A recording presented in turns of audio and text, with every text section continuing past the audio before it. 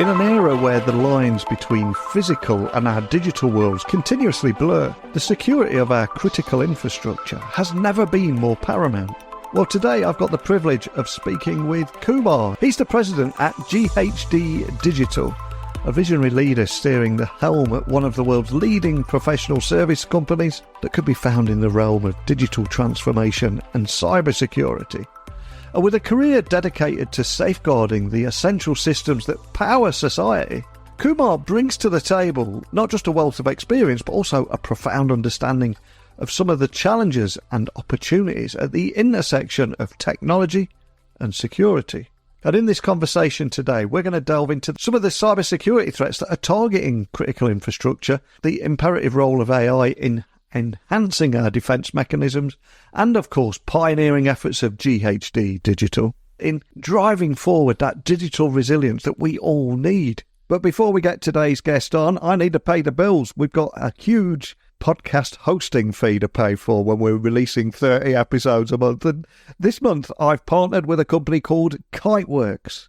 Now, legacy MFT tools are dated and lack the security that today's remote workforce demands, so companies that continue relying on outdated technology, though, they put their sensitive data at risk. And in a world where digital threats evolve daily, the need for a secure, modern solution has never been more pressing. Well, enter Kiteworks, the beacon of security and efficiency in managed file transfer. And Kiteworks isn't just any MFT solution.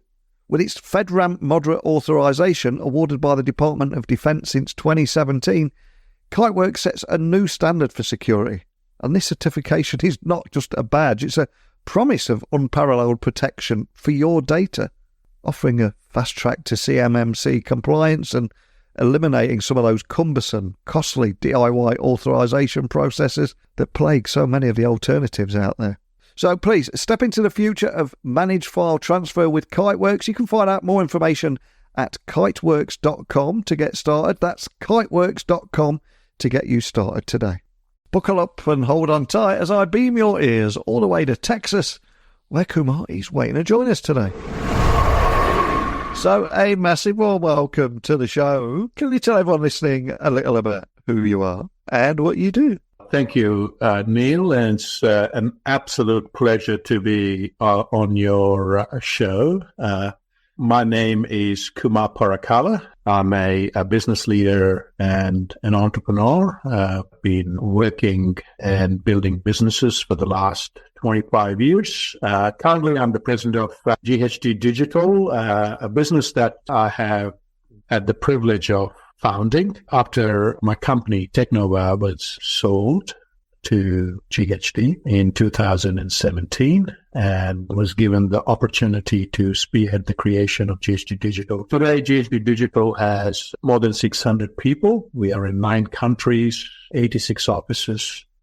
And just last month, we've been rated as a leader in our 200 billion global architecture, engineering, and construction industry. Prior to that, prior to my entrepreneurial venture of Technova, I was at KPMG for 15 years and again had the rare opportunity to become a founding member of the technology advisory business, which is now a very, very large part of KPMG's consulting business. And before that, I was with the public service as CIO. So I've had multiple roles in multiple organizations.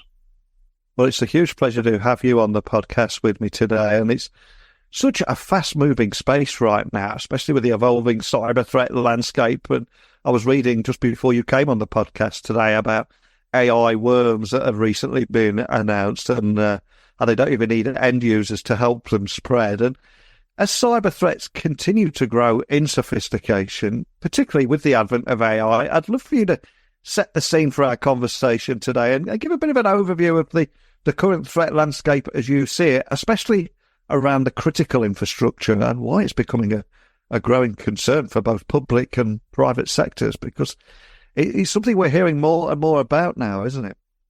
Absolutely, Neil. And what we would see in science fiction movies, that is actually coming true.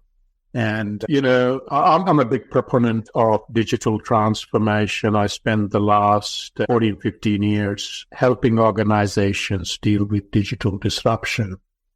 And as organizations become digitally more mature, their risk of being vulnerable to cyber attacks also increases. It was, even 25 years back, 20 years back, it was unfathomable for most of us to think that critical infrastructure like the ports, dams, power stations, water plants, they could be impacted by cyber attacks. But the world is changing very, very fast. In the last 5 years, we have seen an increase in geopolitical tensions and ransomware attacks. And these are all contributing to the cybersecurity challenge that we are seeing today and will continue to see in the coming years in our communities. Our research indicates, Digital has done a fair bit of research. Research indicates that more than half of the global critical infrastructure providers have been hacked, and they have experienced attempts to control and shut down their systems, leading to significant safety and cost implications, as well as the risk of reputational damage. So attacks on critical infrastructure are a real thing, and it's almost, as we have identified, 50% of the critical infrastructure providers experienced these attacks. The attacks on critical infrastructure are growing at 125% per annum. Now, we have just between 2022 and 2023, we have seen an increase of 2.5 times as far as the cyber attacks are concerned, 2.5 times. And about 9 in 10 critical infrastructure firms, such as those involved in energy and electrical grids, experienced cyber attacks just last year in 2023, and over 50% of these firms could not block the initial attack. As the technology advances, the attack's surface expands, creating a digital battlefield, I would like to say, where vigilance, collaboration, innovation are paramount. I just want to take a couple of minutes to just explain what we would consider critical infrastructure. Yeah. So critical infrastructure includes energy and power plants, including the power grids, water and wastewater facilities, transportation, logistics, and so on and so forth, transport systems. Critical infrastructure also includes communication, government services, so threat to national security and public institutions, emergency services, nuclear facilities, nuclear plants, critical manufacturing, banking and financial institutions, and healthcare. These are all, in our view, critical infrastructure sectors. And again, these are all experiencing significant threats. Just a few months back, 2 municipal water facilities serving more than 2 million residents in parts of Pennsylvania and Texas reported network security breaches that hamstrung parts of their business. And these attacks served as a warning to all of us that critical infrastructure is increasingly becoming vulnerable to hacking, and that could impact the lives of millions of people. In your own country, Neil, we have had an incident with South Staffordshire, where a water facility was also hacked, and it resulted in a temporary disruption of water treatment processes. So this threat is real, and it is increasing on a daily basis. And I think we just need to be very aware that we need to be proactive to deal with it. And I guess the question has to be, at a time where there's so much global conflict around the world, what steps do you believe society and government should be taking to maybe fortify critical infrastructure against these emerging cyber threats? And how does this balance between technological innovation and cybersecurity risk management? It does feel like a big balancing act. Yes, it is a really big challenge. And the good guys need to always be ahead of the bad guys. And especially when you're getting a huge amount of state funding into these kind of attacks by adversarial nations, to keep funding countermeasures to protect your organizations could become a challenge. So, for example, let's first understand why this threat is now becoming serious. I alluded to the fact that digital transformation, acceleration of digital transformation is making organizations more vulnerable to cyber attacks, but also conversions of information technology and operating technology. In the olden days, the OT, IT systems were separate, and now they are integrated.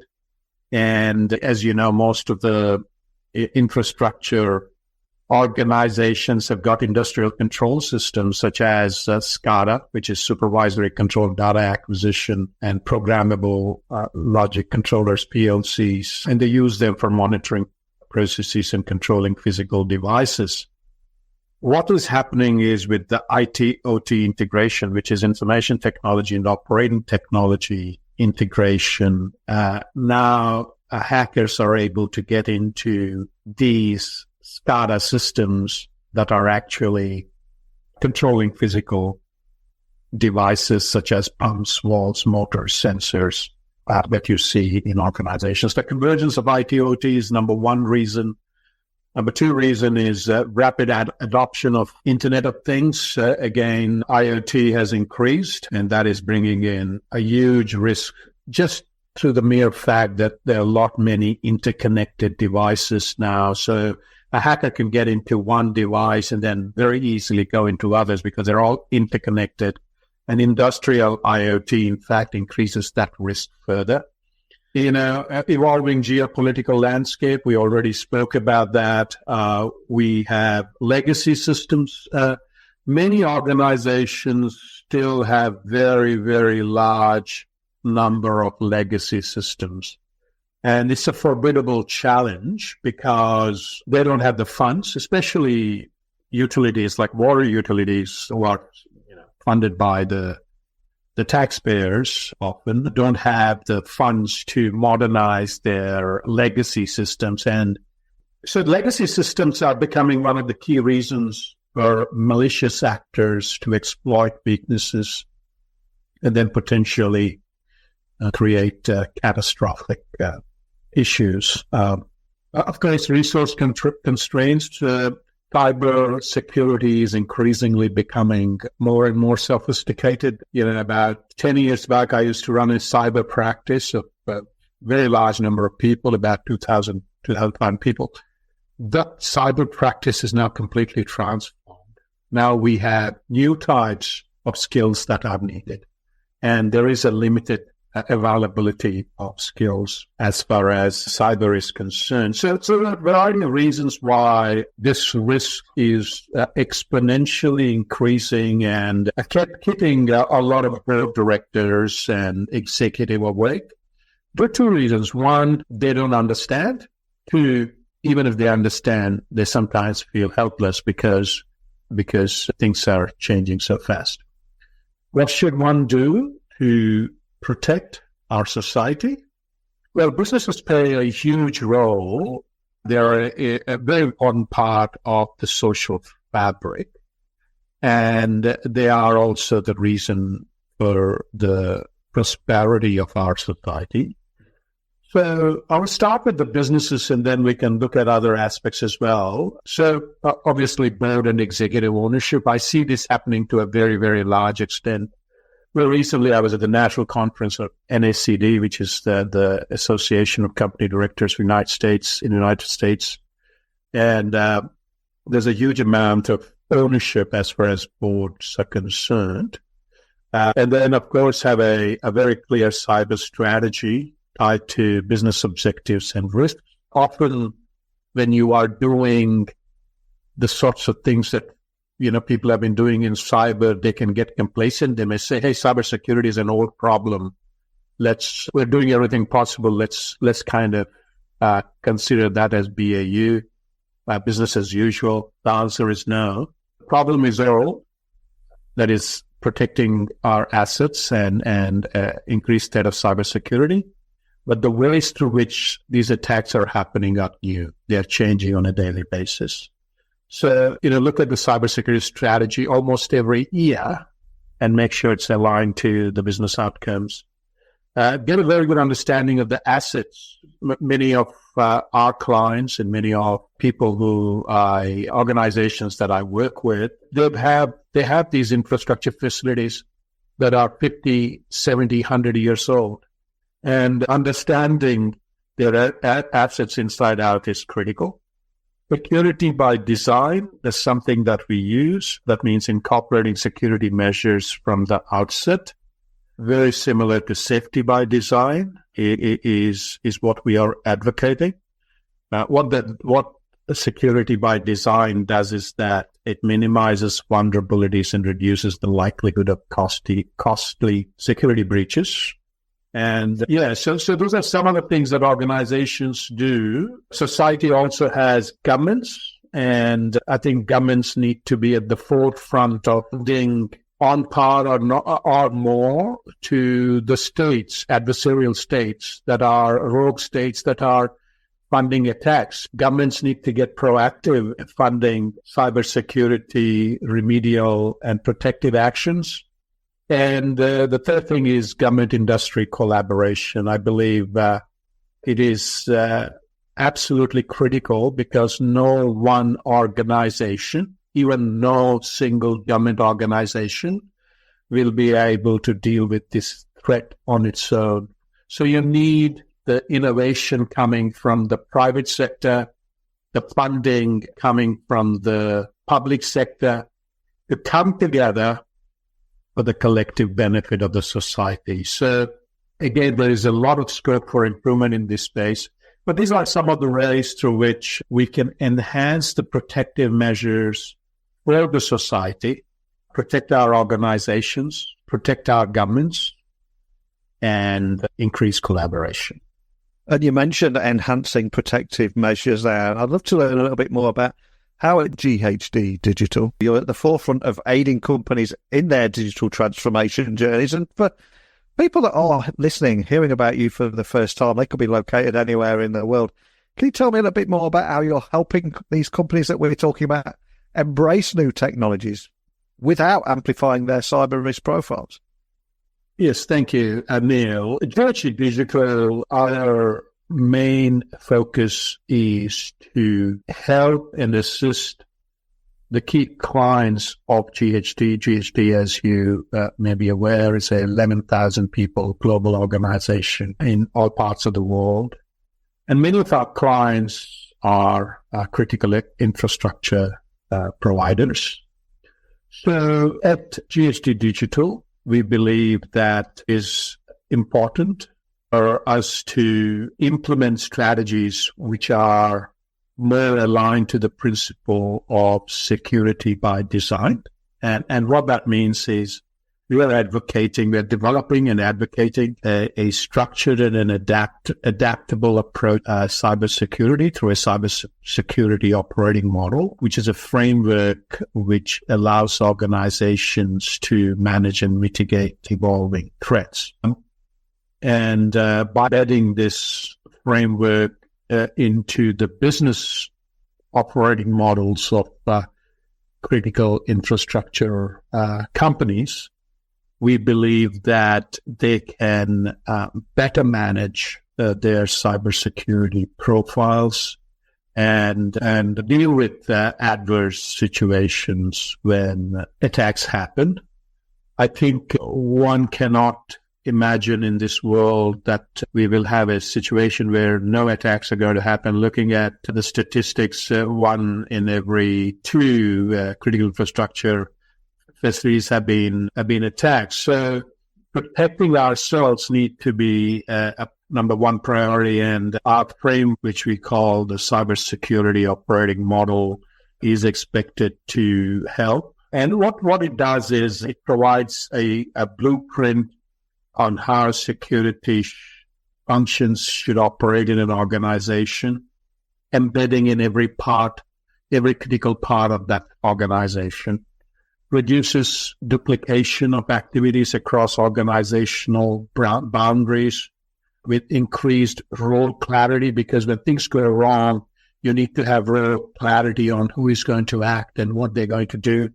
It helps reduce risks associated with delivering security services through process consistency and standardization, and increases efficiency both in terms of time and cost when enacting changes during transformation. So this is our solution, if I can say so, to help companies deal with emerging challenges. We also have a very large number of partners that we work with, and we intend to continue to build relationships that will allow our clients and our people to be safe. And of course, AI is grabbing all the headlines at the moment, forcing a rapid adaptation within the cybersecurity industry. And I'm curious, from what you're seeing this year, in what ways is AI both a challenge and an opportunity for cybersecurity professionals, especially in the context of protecting the critical infrastructure? Yeah, it is now, as you know, growing again at an exponential pace. We have seen that through the release of ChatGPT in November of 2022, and after that, generative AI has just taken off in multiple ways.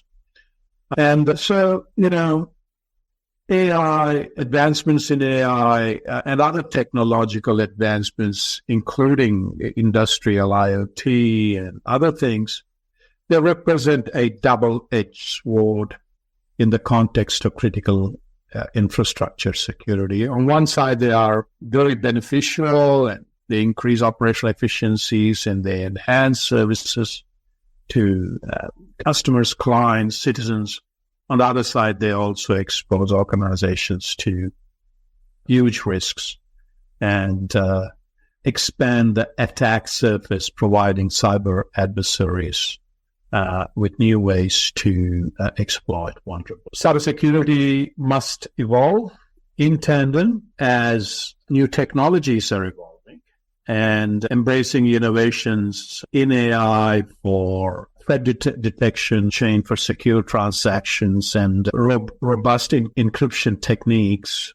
I'll say this again. Embracing innovations such as threat detection, blockchain for secure transactions, and robust encryption techniques using AI are now become paramount to maintaining the delicate balance between technological progress and the resilience of our critical systems.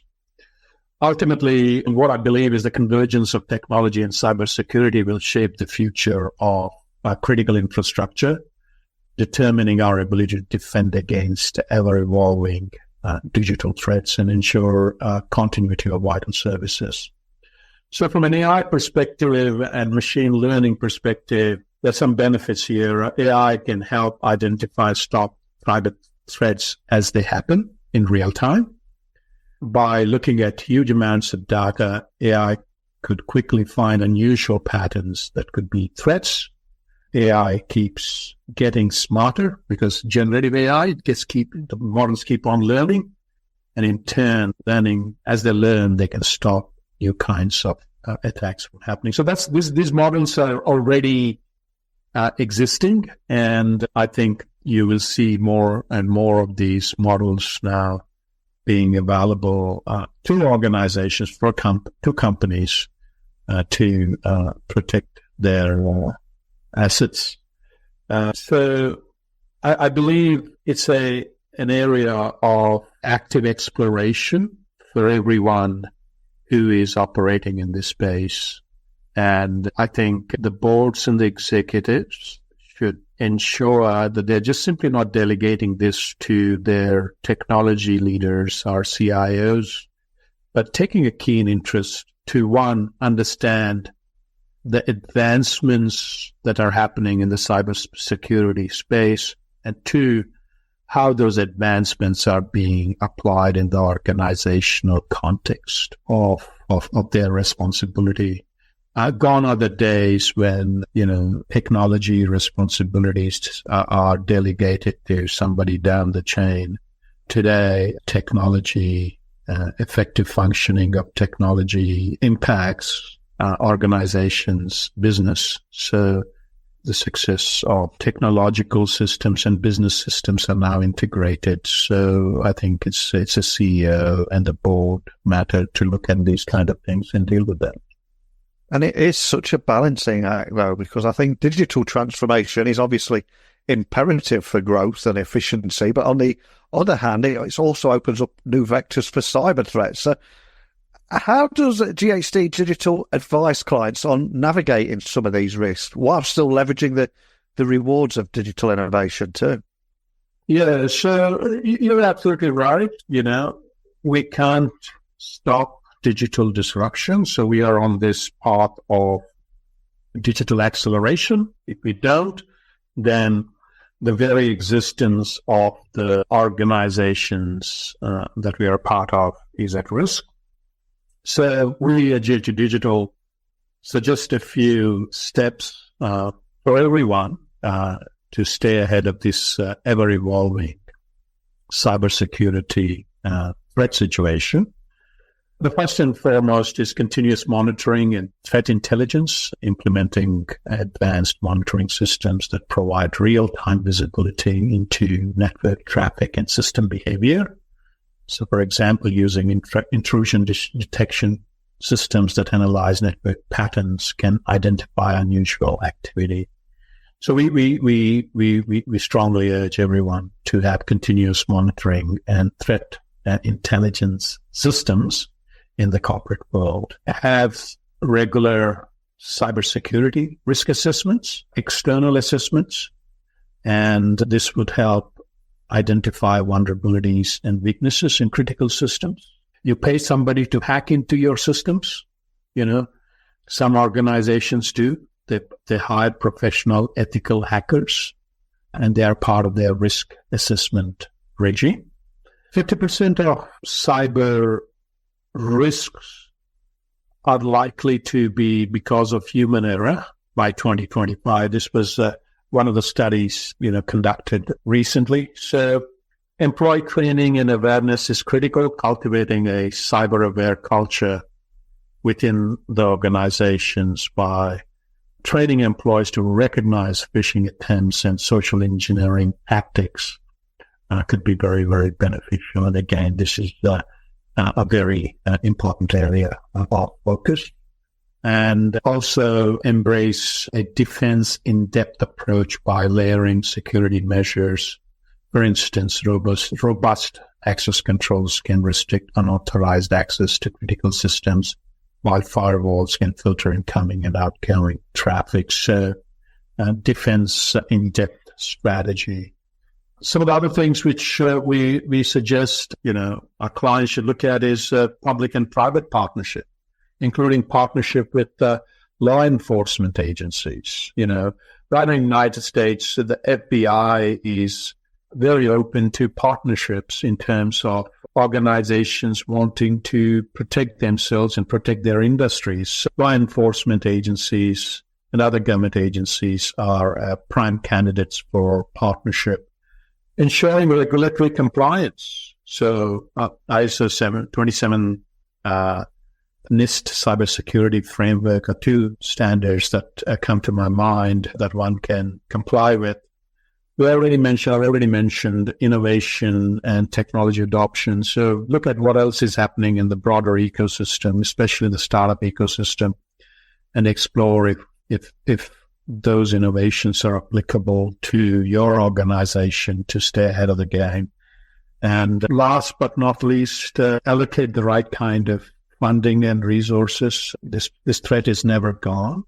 I would also like to say that, in the event of a cyber attack, which is highly likely, and critical functions being impacted, one should be very prepared to not only deal with the incident in a responsive manner and efficient manner, but also have a adaptive risk management framework which allows you to adapt your risk profiles and risk mitigation as the situation evolves, because there's no precedent of that kind of risk happening before. So adaptive risk management frameworks could be very, very beneficial. So those are some of our suggestions and recommendations, Neil, to our clients. And I do feel that there is plenty of scope to do a lot more work in this space to stay ahead of the game. I think with the convergence of technology and cybersecurity continuing to shape the future and the future protection of critical infrastructure, I'm curious, what are the emerging trends that you foresee in the next 5 to 10 years? I appreciate that's a hell of a long time into the future, especially with how much technological change has happened in the last 2 or 3 years alone. So any trends you're seeing and any advice on what companies should be preparing for? I think next 5 years, we can't predict the next 10 years, but the next 5 years, there is absolutely no doubt that the impact of AI in everything that we do will significantly increase. So the trends that we should be very aware of is a greater level of complexity being added in the cybersecurity protection environment by machines constantly relentlessly attacking organizations and trying to find vulnerabilities 24/7 and becoming more and more and more sophisticated.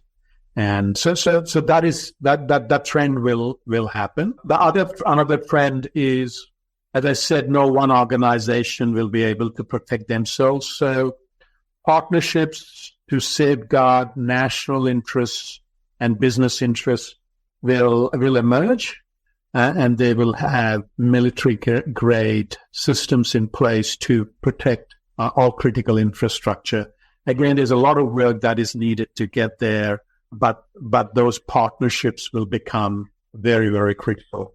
I also see, Neil, that there will be an emergence of a range of organizations that will provide a range of services from continuous monitoring and threat intelligence to cybersecurity assessments and employee training. The professional services in this space will increase because the demand for these services will increase. Collaboration between nations will also increase because you don't need to now go to war with your tanks and guns and artillery. You can go to war sitting wherever you are and cripple the economy and the business network of a nation through cyber attacks. And again, the level of sophistication which we are seeing, it will only increase. So it's very important. It's very important again to be very aware that the new type of warfare is no longer in the old battlefields, but right in our backyard where we operate our businesses and we lead our lives. That's the battlefield from a cyber perspective that we need to fight. So there's some threats, there's some trends, and the only way we can overcome this is through innovation, collaboration, and ensuring that we understand the seriousness of the matter. Well, it's been a huge pleasure to have you on the podcast with me today. And before I let you go there, is there any advice that you would offer to any leaders listening anywhere in the world, especially leaders in industries relying on critical infrastructure, on integrating cybersecurity into their strategic planning, especially as they're increasingly beginning to adopt emerging technologies like AI? Any advice you would offer to those people? Advice I'd like to give to the leaders is that just be very aware of the real threat, your infrastructure. No matter how it has happened, you ultimately hold the accountability. No matter who is responsible, you are accountable for ensuring that it doesn't impact the lives of people. So from that perspective, understand the real threat of the legacy landscape, understand the real threat of interconnected system, understand the regulatory and compliance requirements, especially in financial services. The regulatory and compliance requirements play a huge role. And if you don't comply, of course, you get hundreds and millions of dollars fines. Be very aware that, industrial IoT and conversions of IT/OT, while increasing productivity and operational efficiencies, are also exploring threats to your organization, which you need to actively deal with. And collaborate with whoever you can to protect your businesses, your people, and your organizations. Fantastic advice. And another question I've got to ask you, because I think it feels like all of us now are in this state of continuous learning. And there is so much going on. The speed of change is so quick right now. How or where do you self-educate? Anything you can share around that? Yes. The evolution of knowledge in the world which we live is happening a lot faster than we can ever keep up with. And especially in the businesses, like the kind of global business that I run, there are new models every day, new ways of going to market, new products and services, new ways of engaging with clients, new ways of solving client issues. And very challenging for leaders to really comprehend this huge change that is happening around us, where the knowledge is evolving faster than we can keep up.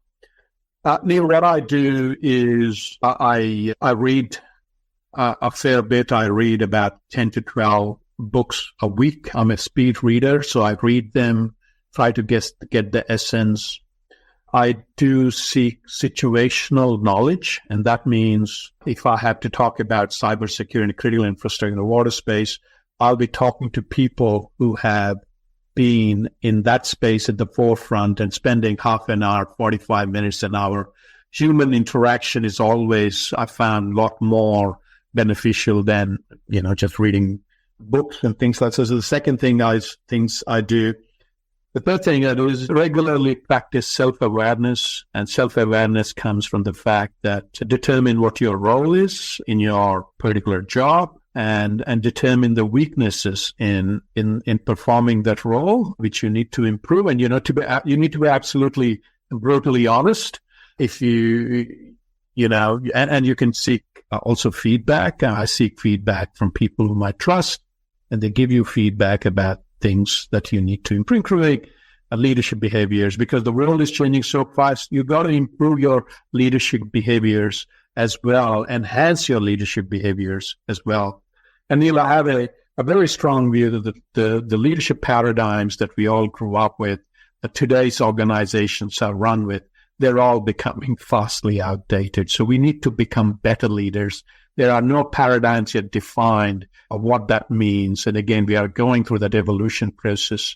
And again, I have a very open mind to learning some of those. So I adopt a range of ways, channels to keep myself learning all the time. It's never enough, but you do your best. Love it. And for anybody listening wanting to dig a little bit deeper on this subject or contact you or your team, what's the best starting point for everything GHD? Yeah, we are available through our websites at GHD.com, or I'm available through my LinkedIn connections, so people can reach out to me through LinkedIn if they want to connect with me and engage in future dialogue. Well, we've talked about so much in a short amount of time today, from the steps that society and governments must take to protect critical infrastructure from cyber attacks, how yourselves at GHD Digital are helping companies with their digital transformation to embrace the latest technologies without creating greater risks. And I know what a tough balance that is right now. And also how AI is forcing the cybersecurity industry to adapt. This is something that's going to continue to evolve. So it'd be great to get you back on next year. But more than anything, just thank you for sharing all that and your story. Thanks again, Kumar. Thank you. I think the insights shared about the challenges faced by critical infrastructure in an increasingly digitised world and the innovative solutions being implemented by GHD Digital all collectively highlight the importance of proactive measures and the transformative potential of AI in security. And the collaboration between public and private sectors, the necessity of designing security into the fabric of our digital infrastructure, combined with the future trends in cyber threats, I think they all again underscore the need for continuous vigilance and innovation in this field.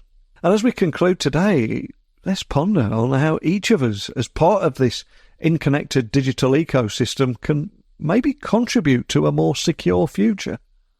And ask yourself, what steps can you take within your sphere of influence to enhance cybersecurity? Please share your thoughts and join the conversation on safeguarding that digital frontier by emailing me, techblogwriter@outlook.com, Twitter, LinkedIn, Instagram, just @NeilCHughes. But that's it for today, so I'll be back again tomorrow with another guest and another topic. But as you all know, I mean this. Thank you for listening. Hopefully you'll join me again tomorrow, but until next time, don't be a stranger.